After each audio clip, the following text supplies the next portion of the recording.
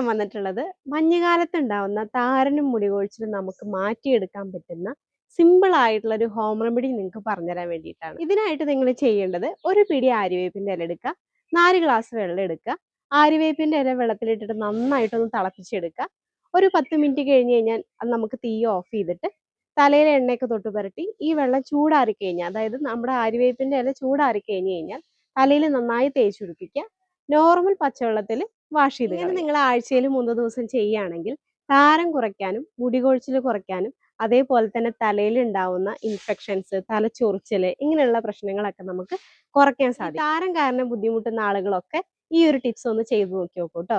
എല്ലാവർക്കും യൂസ് ചെയ്യാൻ പറ്റുന്ന ഒരു സാധനമാണ്. നിങ്ങൾ താരനും മുടികൊഴിച്ചിലൊക്കെ കാരണം ഒരുപാട് ബുദ്ധിമുട്ടുന്ന ആളുകളാണെങ്കിൽ നിങ്ങൾക്ക് നമ്മുടെ രൂപശ്രീ ഹെയർ ഓയിൽ ഉപയോഗിക്കാം കേട്ടോ.